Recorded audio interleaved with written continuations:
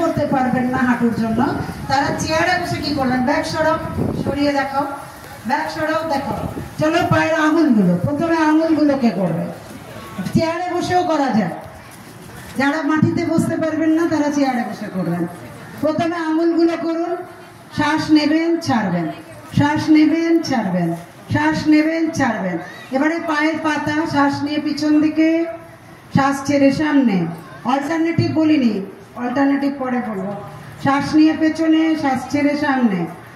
1 2 3 4 5, ব্যাস। এবারে পায়েরটাকে রোল করো, অ্যাঙ্কেল রোল করো, রোল করে ঘোরাও। এগুলো হাঁটুর জন্য যেমন ভালো, পায়ের জন্য খুব ভালো। পায়ে আমাদের ব্লাড সার্কুলেশন হয় না, তাই ব্লাড সার্কুলেশন করাবার জন্য অবশ্যই প্রতিদিন ভালো থাকলেও করুন, হাঁটুতে প্রবলেম থাকলেও করুন, নিশ্চিন্ত মনে করুন হাঁটুর ব্যথা কমবেই কমবে। তা তার সঙ্গে একটু তিসি, একটু তিল, একটু গরম জলে হলুদ, একটু আদা, একটু মেথি গুঁড়ো দিয়ে তিল তিসিটা চিবিয়ে খেয়ে ওই জলটা খেয়ে নেবেন, হাঁটুর ব্যথা ভালো থাকবে। এর পরেরটা করো নি কন্ট্রাকশন অ্যান্ড রিল্যাক্সেশন। হাঁটুটা টানা এবং ছাড়া। যাদের হাঁটু মাটিতে টাচ করবে না তারা একটা তোয়ালেকে গোল করে হাঁটুর নিচে দিয়ে নেবেন, যাতে হাঁটুটা তার উপরে চাপটা নিতে পারে। বা ছোট পাতলা সরু বাচ্চাদের 5 বালিশ হলেও হবে, যাতে করে হাঁটুটা ওখানে চাপ দেয়। ঠিক আছে? নি কন্ট্রাকশনের পরে আমরা করব, পাটাকে ডান পায়ে ধরো, চেয়ারে বসেও হবে, রোল করাও সাইক্লিং এর মতো, বসে সাইক্লিং। পায়ের তলায় হাত দাও, হাঁটুর নিচে হাত দাও, হাঁটুর নিচে হাত দিয়ে ঘোরাও।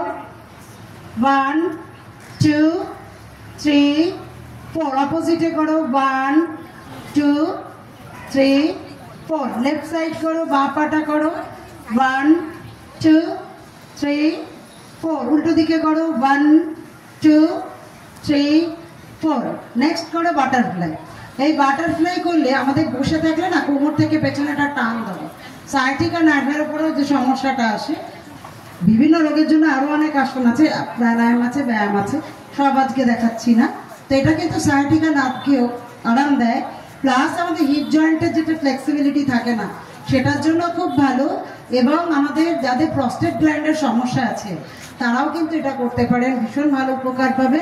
এমনকি বোনেদের ক্ষেত্রেও বলবো, অনেক ফিমেল ডিজিজ আছে যার জন্য এই জোনের যে পেরিস্টাল, এই আমাদের যে পেরিনিয়াল জোনে সার্কুলেশন হয় না বা সেখানকার মাসলগুলোর ঠিকমতো তোমার কার্যকারিতা থাকে না, সেটার জন্য কিন্তু বাটারফ্লাই ভীষণ ভালো কাজ দেয়। এবং করলেই পায়ের আরাম, কোমরের আরাম, সেটাতে অবশ্যই দেয়। তো ছেড়ে দাও। এবার হাঁটুর পরে আমরা হাঁটুর আরেকটা দেখাবো, শুয়ে। একটু শুয়ে পড়ে ওখানে। এইটাও করবেন 30 ডিগ্রি এবং 45 ডিগ্রিতে, এক পা করে তুলে পায়ের টানটা মাথার দিকে রাখবে। তোমরাও তোলো, চেয়ারে বসে তোলা যাবে। চলো, যারা এমনি তুলতে পারবেন না তারা হাত দিয়ে সাপোর্টে তুলবে। ওখানে চেয়ারে দেখাচ্ছে, চেয়ারে বসে করতে পারবেন। আমি 1 বাই 1 পা বলেছি, একটা পা বলেছি, দিদিভাই একটা পা বলেছি। যারা প্রথম করবে তারা দুটো পা পারবে না, তাদের জন্য একটা পা। এরপরে চেঞ্জ করে করো বাঁ পা, জোড়া পা তিনিই করবেন। এটা কিন্তু শুধু হাঁটু না, এটা কিন্তু কোমরের জন্য ভালো। কোমরে এখান থেকে, হাঁটু থেকেই আমি কোমরে যাব, পরে উঠে ঘাড় করাবো। ছেড়ে দাও। এবার যারা পারবে দুটো পাকে করো, বসেও যদি দুটো পা তুলতে পারো, আরেকটু উঠবে, পাটাকে হাঁটুর নিচে সাপোর্ট দাও, পা উঠতে পারবে। এটা হাঁটু কোমর দুটোর জন্যই ভালো, ভীষণ ভালো কাজ দেবে। অর্ধ হলাসন, ছেড়ে দাও। এরপরে আমরা করাচ্ছি সেতু বন্ধন আসন। এটা কোমরের একদম অব্যর্থ আসন, কোমরের ব্যথাকে অবশ্যই ভালো রাখবে। যিনি কিছু করতে পারবেন না, অন্তত কোমরের জন্য এটা করুন। শ্বাস নিয়ে তুলবেন, 5 সেকেন্ড হোল্ড করে রাখবেন। 1 2 3 4 5, শ্বাস ছাড়তে ছাড়তে নামিয়ে দিন। আবার শ্বাস নিতে নিতে তুলো। 1 2 3 4 5, ছেড়ে দাও, বেশি দেখাবো না। এটা সেতু বন্ধন আসন। এর পরেরটা করাবো পবন মুক্তাসন। পবন মুক্তাসন যেমন কোমরের জন্য আরাম দেয়, তেমনি আমাদের পেটে গ্যাস বা বদহজম হলেও বা আমাদের পেট ফাঁপলেও কিন্তু আমরা পবন মুক্তাসন করতে পারি। কেউ ডান পায়ে রাখো, সিঙ্গেল পা, সিঙ্গেল পা। আচ্ছা, উপবিষ্ট পবন মুক্তাসন, যারা বসে আছে তারা চেয়ারে বসে বা বিছানাতে বসেও, যারা মাটিতে বসতে পারবেন না তারা এটা আস্তে আস্তে করবেন। এতটা ওনাদের গেছে, আপনাদের অতটা হয়তো নাও যেতে পারে, চেষ্টা করবেন। যাদের ঘাড়ে স্পন্ডিলাইটিস আছে তারা কিন্তু ঘাড় এরকম তুলবেন না, তারা ঘাড় দু একজন মাটিতে নামিয়ে দাও, তারা কিন্তু ঘাড় মাটিতে রেখেই করবে, ঠিক আছে? এবার বাঁ পাটা করো, ডান পা স্ট্রেট রাখো।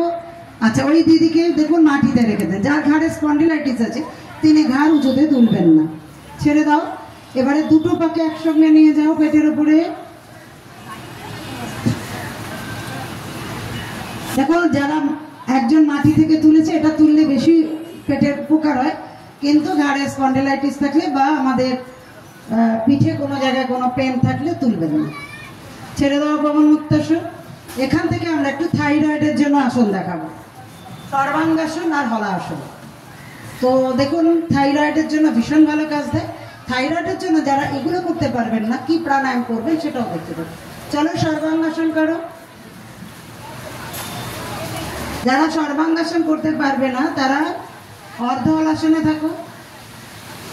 এবার এখান থেকে হলাসনে নিয়ে যাও আস্তে আস্তে। দেখুন 80 বছরে হলাসন করা দিয়েছে, ঠিক আছে? তো ওইভাবে হলাসনটা করবেন। হলাসন থাইরয়েডে দেখে ফেলে, দেখুন ডাইরেক্ট প্রেশার পড়ে, ফলে থাইরয়েড গ্ল্যান্ডকে অ্যাক্টিভেট করে। তো এরপরে আমরা করব উপরে এসো, উপরে শুয়ে আমরা ভুজঙ্গাসন দেখাবো। এই ভুজঙ্গাসন যেমন কোমরের লাম্বার স্পন্ডিলাইটিস হোক বা লাম্বার আর্থরাইটিস হোক, এই জন্য ভীষণ ভালো উপকার দেবে।